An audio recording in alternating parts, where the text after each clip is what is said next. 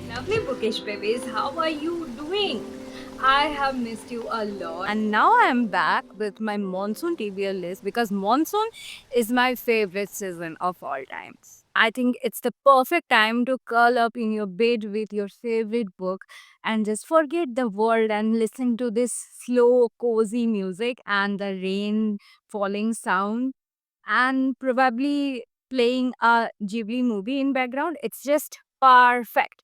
And I have some books that I want to read during this 2 months, July and August, which are the official monsoon months in India, and I want to talk about them today. So, if you are new here, please subscribe to Her Endless TBR. This is my second channel. My first channel is in Bengali for Bengali books and Bengali readers, and here I just talk about other books because I love books. If you know me, you have probably guessed it by now.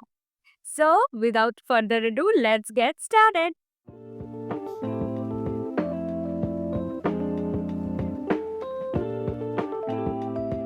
I'm basically a mood reader. So in this pile, you will see a lot of different kinds of books from lot of different genres because I don't enjoy reading a specific kind of book, specific genre during monsoon. I love to mix it up. So first, I have a book that is sitting on my TBR for a very long time. It's Han Kang's The Vegetarian. It was a famous book when it was released, but then it was translated, and then in 2024, it won the Nobel Prize. It became a huge deal. The bookstagram went crazy, and people started rediscovering this beautiful book. And I have been trying to read this book for months now, and I think this is the time. I put this on my summer TBL list, but as usual, my TBL list is always aspirational. It's not realistic. So I am again putting this book on my list, and hopefully, this time I will actually read this book. I know this is a hard hitting feminist fiction, and this is going to be a very serious and remarkable and unforgettable read for me because I just get this vibe from this book that I'm really going to love it and I'm really going to, you know, yap about it for a long time after finishing it. So I'm really excited to pick this one. I don't know about you guys, but I really love reading a good horror slash thriller during this time. Nothing can compete with the feeling of reading your favorite thriller when you can listen to the heavy rainfall outside and you are just lost in the world of a good catchy thriller and you just forget about your daily problems. And I have a book on my TBR for this particular feeling, and it's Ruth Ware's Turn of the Key. I have heard really good things about Ruth Ware's thrillers, and this is me first time trying her books. I'm really excited. I don't actually like reading blurbs of thriller books because I think they give away many plot twists sometimes. And I want to enter a world of a thriller blindly. I don't want any previous informations. But for you guys, I'm going to read a few lines from the back. It says, when Rowan comes across the advert, it seems too good to be true. A live-in nanny position with an extremely generous salary. What she doesn't know is that she's stepping into a nightmare, one that will end with a child dead and her in a cell awaiting trial for murder. Okay, this sounds really intense and interesting. So I think I'm going to enjoy this one. And I love this cover. There's something about this orange and black cover and the simple font. It's just giving me very airy vibe. So yeah, I think this will be perfect for my monsoon season. Next up, I have a cozy Japanese fiction. It's called The Lantern of the Lost Memories. Okay, I am a huge fan of contemporary Japanese and Korean cozy books, but lately I have realized that I don't enjoy books that don't have any character development or plot development or any depth. So I was really disappointed last year when I read The Days at Morisaki Bookstore, because I expected that book to be so much more than what it was, and I was disappointed to find that it was just vibe. So, learning from that experience, I'm now very cautious whenever I pick up a cozy book.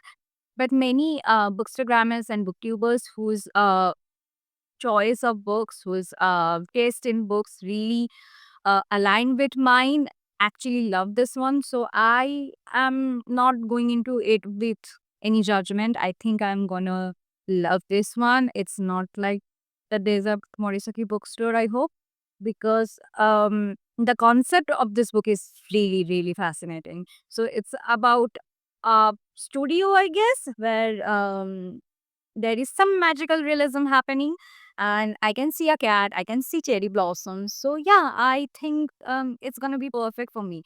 But also, I don't want it to be only vibe. I'm hoping to love it as much as I loved Before the Coffee Gets a Cold series. That series holds a very special place in my heart. And this book also looks very similar to the first book of Before the Coffee Gets Cold series. When I'm tired of reading serious stuff, when I just want to be in a relaxing mode, I would pick this one. I have an Agatha Christie book because this year, the first Agatha Christie book I read was not so good, and I'm still trying to find my favorite Agatha Christie of this year. So, this monsoon, I'm going to pick up Dumb Witness by Agatha Christie. This is the facsimile edition. It's so adorable. It's just so good. And the dog in this cover is actually Agatha Christie's pet dog. So it's very special, this edition. And I am so excited to read a mystery book by Agatha Christie featuring a dog and Mr. Poirot.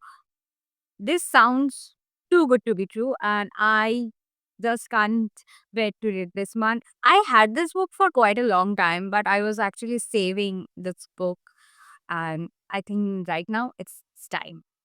It's time to pick this baby. Okay, next up, I have a non-fiction book because I have promised myself to read more non-fiction this year. And this book I have started in the beginning of the year and then left it abruptly. I started reading something else and I didn't pick it up again. So I'm really hoping to finish this book during this season. I think I will really vibe with this book during monsoon. This is The Bookseller's Tale by Martin Latham. It's about his insight on readers and how books are treated by different types of people. He was a bookseller for a very long time and a writer, and it's all about his observations, his theories. It's very funny, it's very witty, and it's also very um, introspective. So I was actually enjoying this book. I just read like 24 pages. You can see the bookmark here. But then I was into something else, so I didn't finish it. I'm hoping to make this nonfiction my priority in this month. Another book which I'm putting on my monsoon TBL list again, which was part of my summer TBL list, but I didn't get enough time to finish it. It's Bernard Shaw's Heartbreak House. I am planning to read more classics this year because in 2024 I was not satisfied with the amount of classics I read, and I love reading classics. I just enjoy discovering good literature, and Barnard Shaw is one of my favorite authors. His sense of humor is so good. It's not dry. He's very witty, and I love his commentary on gender and politics and socialism. He is such a good writer. He makes you think about serious stuff with casual conversations in his plays, which I think is a very difficult thing to do. And his plays are full of humor and they are very dramatic and they are entertaining, but also they raise very serious questions on society, on politics, on gender discrimination. Till now, I have read only three of his plays. I have read Pygmalion, I have read Candida, and Arms and the Man, and I love them all. So I'm excited to pick this one. And I bought this book only by reading the back quotation because it said, if we women were particular about men's characters, we should never get married at all. Yeah, I was sold from that very line. I know it's going to be very satiric, it's going to be witty, and it's going to change my perspective, shift my point of views on many things. So I love doing that to myself. And also, this penguin edition is adorable. So after finishing a text, I just love going back to the introduction section and I love finding out other people's opinion on the text I have just read.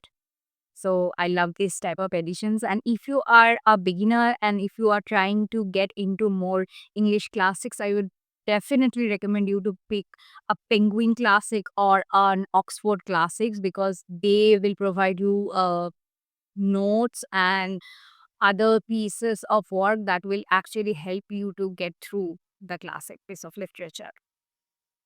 The last physical book that I own from my TBR list is a short story collection, and it's a new addition to my collection. It's What We Talk About When We Talk About Love by Carver, Raymond Carver. It is a collection of short stories featuring many heartbreaking tales of ordinary people.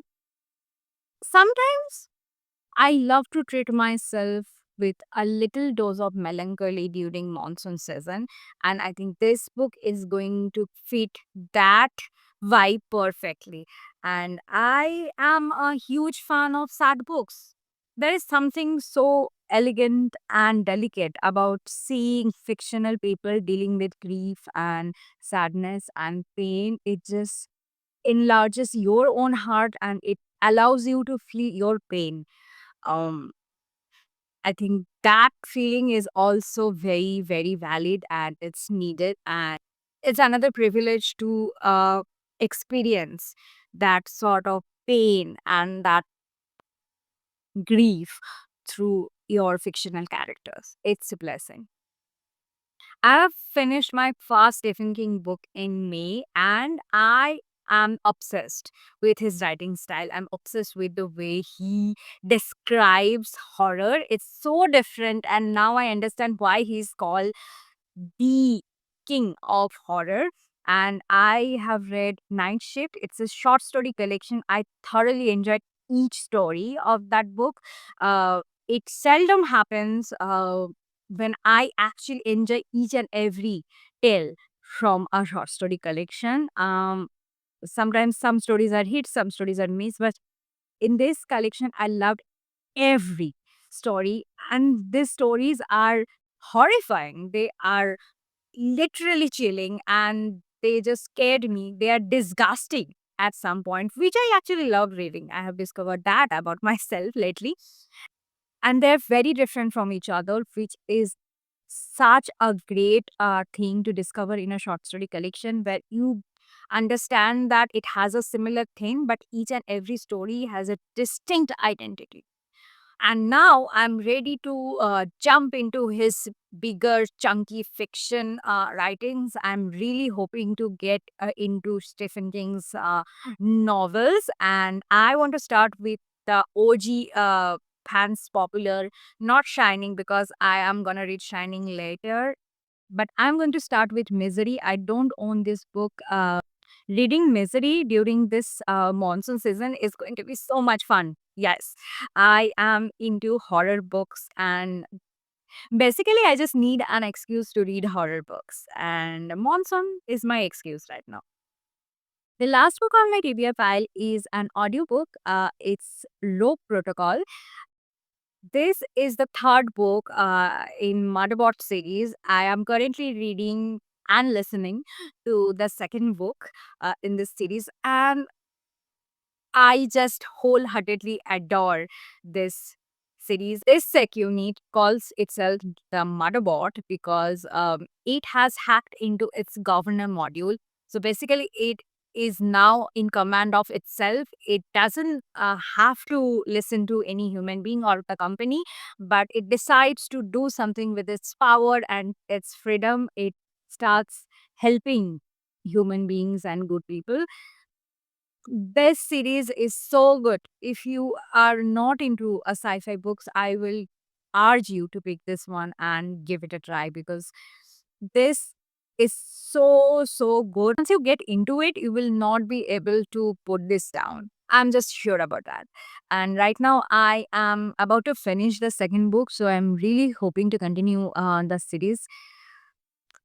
I'm obsessed with the series right now.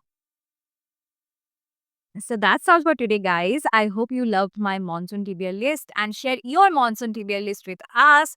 I hope you love this monsoon season, because this is not going to last very long. So just enjoy your favorite books during this season and take some time for yourself. Ta-da.